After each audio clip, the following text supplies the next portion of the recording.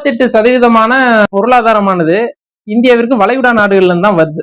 24-25 கணக்குப்படி இந்தியாவிற்குள் வந்த $135.4 பில்லியன் வருவாயில வளைகுடா நாடுகள்ல இருந்து வந்தது மட்டும் பாத்தீங்கன்னா $51.4 பில்லியன்.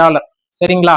இது கிட்டத்தட்ட நாம அமெரிக்காவோட வர்த்தகம் பண்ணி உபரி ஈட்டுறோம்ல, அதை விட இது அதிகம். இந்திய தொழிலாளர்கள் பாத்தீங்கன்னா பெரும்பான்மையா எண்ணெய் நிறுவனங்கள்லயும் கட்டுமான நிறுவனங்கள்லயும் சில்லறை வணிகத்திலயும் அங்க வளைகுடா நாடுகள்ல பெரிய அளவுல வேலை செஞ்சுட்டு இருக்காங்க.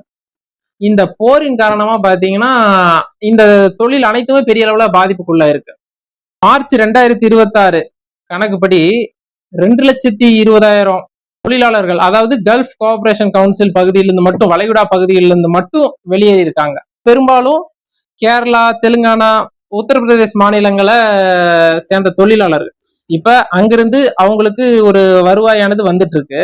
வேலை செஞ்சு அந்த வருவாய் மூலமா அந்த கிராம பகுதியில் இருக்கக்கூடிய மக்கள் செலவு பண்ணிட்டு இருக்காங்க. இப்ப அந்த கிராம பொருளாதாரமே நெருக்கடிக்கு உள்ளாகும் அப்படின்னு எதிர்பார்க்கப்படுது.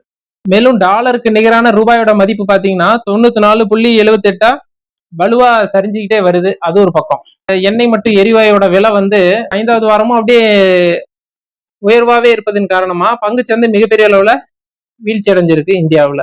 மாதத்துல மட்டும் உலக முதலீட்டாளர்கள் $3 பில்லியன் மதிப்பிலான பங்குகளை இந்தியாவிலிருந்து விடுவித்து அமெரிக்க டாலர்கள்ல முதலீடு செஞ்சிருக்காங்க. அதாவது இந்தியா எதிர்கொள்ளும் பொருளாதாரம் எப்படி இருக்கும்னா, இனி வரக்கூடிய காலங்கள்ல குறைவான வளர்ச்சி, உயர்வான பணவீக்கம், பலவீனமான பண மதிப்பு, இத அனைத்தும் ஒன்றிணைந்த ஒரு கலவையா இருக்கும் அப்படின்னு சொல்லிட்டு அமெரிக்க பன்னாட்டு முதலீட்டு வங்கி ஒண்ணு சொல்லுது. பேரு கோல்ட்மேன் சாக்ஸ் அப்படின்னு. இந்தியாவிலிருந்து இயங்கக்கூடிய உள்நாட்டு மற்றும் சர்வதேச விமானங்கள் மூலமா வரக்கூடிய வருவாய் மட்டும் கடந்த வாரத்துல 875 கோடியா இறங்கி வந்திருக்குது. போர் ஆரம்பிக்கப்பட்ட சில நாட்கள்லயே 305 விமானங்கள் ரத்து செய்யப்படுது.